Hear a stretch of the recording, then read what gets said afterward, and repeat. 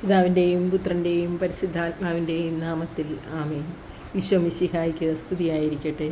സ്നേഹമുള്ളവരെ, ദൈവവചനം ശ്രവിക്കുവാനും അതോടൊപ്പം ദൈവത്തെ മഹത്വപ്പെടുത്തുവാനും എത്തിയിരിക്കുന്ന നിങ്ങളേവരെയും സുഭാഷിതങ്ങൾ ശ്രവിച്ച് അപ്പസ്തോല പ്രവർത്തനങ്ങൾ ശ്രവിച്ച് ദൈവത്തെ മഹത്വപ്പെടുത്തുവാൻ എന്നോടൊപ്പമായിരിക്കുന്ന നിങ്ങളേവരെയും ദൈവനാമത്തിൽ ഞാൻ സ്വാഗതം ചെയ്യുന്നു. ഇന്ന് മെയ് മാസം 25-ാം തീയതി 25-ാമത്തെ സുഭാഷിതമാണ് നമുക്ക് ശ്രവിക്കേണ്ടത്. നമുക്ക് വിശ്വാസപൂർവ്വം നമ്മുടെ നിയോഗങ്ങൾ സമർപ്പിച്ച് പ്രാർത്ഥനയിലായിരിക്കാം. ആഹ്ലാദചിത്തരായി സങ്കീർത്തനങ്ങളാൽ ദൈവത്തെ വാഴ്ത്തിടുവിൻ. ശക്തി സങ്കേതമാം ഉന്നതനീശനെ പാടിപ്പുകഴ്ത്തിടുവിൻ.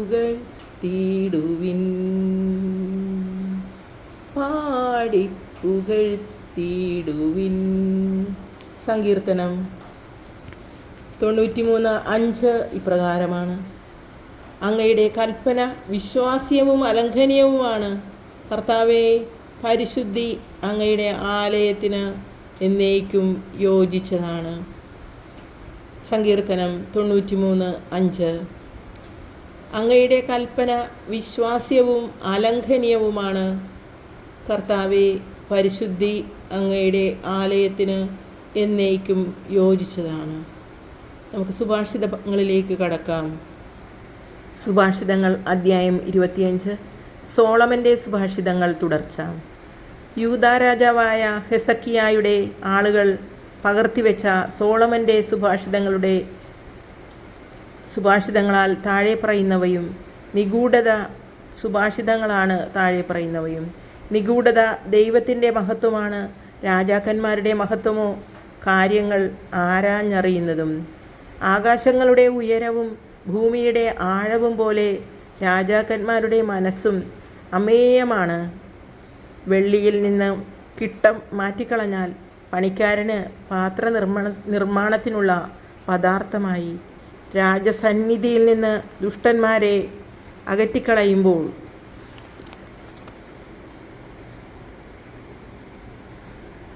സിംഹാസനം നീതിയിൽ ഉറച്ചു നിൽക്കും. രാജസന്നിധിയിൽ മുൻനിരയിൽ കയറി നിൽക്കുകയോ സമുന്നതരോടൊപ്പം സ്ഥാനം പിടിക്കുകയോ അരുത്. എന്തെന്നാൽ രാജസന്നിധിയിൽ വെച്ച് പിറകോട്ട് മാറ്റി നിർത്തപ്പെടുന്നതിനേക്കാൾ അഭികാമ്യം മുൻപോട്ട് കയറി വരിക എന്ന് ക്ഷണിക്കപ്പെടുന്നതാണ്. കണ്ടതാണെങ്കിലും ഒരു കാര്യവും കോടതിയിൽ തിടുക്കത്തിൽ ചെന്ന് വെളിപ്പെടുത്തരുത്. എന്തെന്നാൽ പിന്നീട് നീ പറഞ്ഞത് തെറ്റാണെന്ന് മറ്റൊരുവൻ തെളിയിച്ചാൽ എന്തു ചെയ്യും? അയൽക്കാരനുമായുള്ള തർക്കം പരസ്പരം പറഞ്ഞു തീർക്കുക. മറ്റൊരുവൻ്റെ രഹസ്യം വെളിപ്പെടുത്തരുത്. അവനത് കേൾക്കാനിടയായാൽ നിന്നെ ഖണ്ഡിക്കുകയും നിനക്ക് തീരാത്ത ദുഷ്കീർത്തി ഉണ്ടാവുകയും ചെയ്യും. ഉചിതമായ വാക്ക് വെള്ളിത്തകിടിൽ പതിച്ചുവെച്ച സ്വർണ്ണ നിർമ്മിതമായ ആപ്പിൾ പഴം പോലെയാണ്. ഉപദേശം സ്വീകരിക്കുന്ന കാതുകൾക്ക് ജ്ഞാനിയായ ശാസകൻ സ്വർണം കൊണ്ടുള്ള കർണാഭരണമോ കണ്ഠാഭരണമോ പോലെയാണ്. വിശ്വസ്തനായ ദൂതൻ തന്നെ അയച്ചവർക്ക് കൊയ്ത്തുകാലത്ത് തണുപ്പുമായെത്തുന്ന മഞ്ഞു പോലെയാണ്. അവൻ യജമാനന്മാരുടെ മനസ്സിന് കുളിർമ നൽകുന്നു. കൊടുക്കാത്ത ദാനത്തെക്കുറിച്ച് വൻപ് പറയുന്നവൻ മഴ തരാത്ത മേഘങ്ങളും കാറ്റും പോലെയാണ്. ക്ഷമ കൊണ്ട് ഒരു ഭരണാധിപനെ അനുനയിപ്പിക്കാൻ കഴിഞ്ഞേക്കാം. മൃദുലമായ നാവിൽ കടുത്ത അസ്ഥിയെപ്പോലും ഉടയ്ക്കുവാൻ ഉള്ള കരുത്തുണ്ട്. തേൻ കിട്ടിയാൽ ആവശ്യത്തിന് മാത്രമേ കുടിക്കാവൂ, അല്ലെങ്കിൽ ചെടിപ്പ് തോന്നി ഛർദിച്ചേക്കാം. അയൽവാസിയുടെ വീട്ടിൽ ചുരുക്കമായേ പോകാവൂ, അല്ലെങ്കിൽ മടുപ്പ് തോന്നി അവൻ നിന്നെ വെറുത്തേക്കാം. അയൽക്കാരനെതിരായി കള്ളസാക്ഷി പറയുന്നവൻ ഗദയോ വാളോ കൂരമ്പോ പോലെയാണ്. ആപൽക്കാലത്ത് അവിശ്വസ്തനിൽ അർപ്പിക്കുന്ന വിശ്വാസം കേടുള്ള പല്ലോ മുടന്തുകാലോ പോലെയാണ്.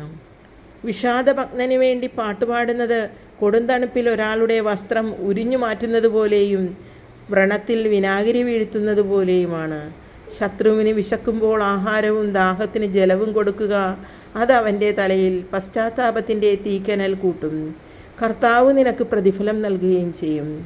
വടക്കൻ കാറ്റ് മഴ കൊണ്ടുവരുന്നു, ഏഷണി പറയുന്ന നാവ് രോഷവും.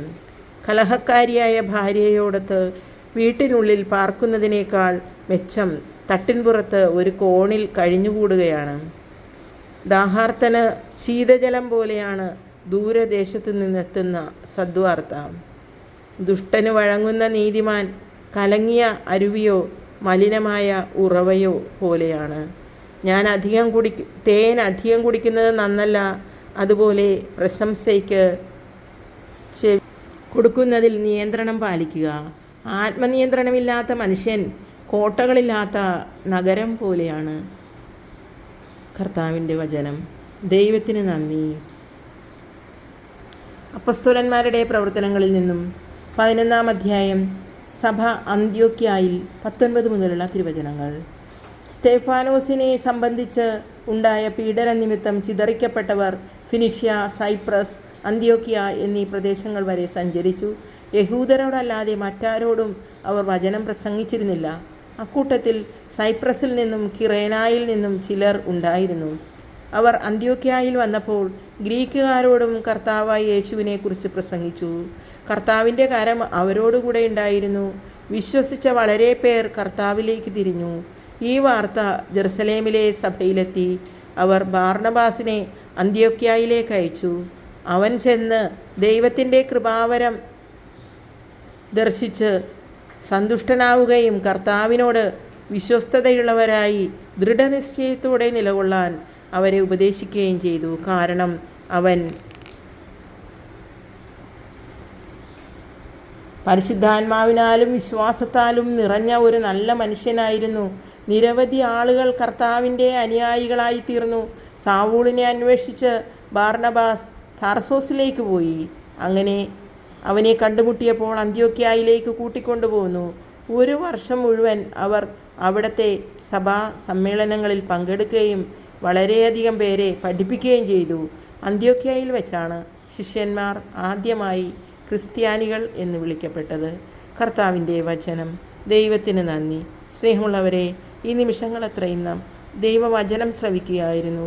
വചനം ശ്രവിക്കുന്നത് ഒരിക്കലും നമുക്ക് ആ സമയം നഷ്ടമാവുകയില്ല. നമ്മുടെ ജീവിതത്തിൽ വിജയങ്ങൾ നമുക്ക് സമ്മാനിക്കുക മാത്രമേ ചെയ്യുകയുള്ളൂ. നമുക്ക് വിശ്വാസത്തോടുകൂടി ആയിരിക്കാം നമ്മുടെ പ്രശ്നങ്ങളും നിരാശകളും ബുദ്ധിമുട്ടുകളും എല്ലാം കർത്താവിൻ്റെ തിരുമുൻപിൽ സമർപ്പിക്കാം. നല്ല ഒരു ദിവസം ഞാൻ ആശംസിക്കുന്നു. ദൈവം നിങ്ങളെ ഓരോരുത്തരെയും അനുഗ്രഹിക്കട്ടെ എന്ന് പ്രാർത്ഥിക്കുകയും ചെയ്യുന്നു.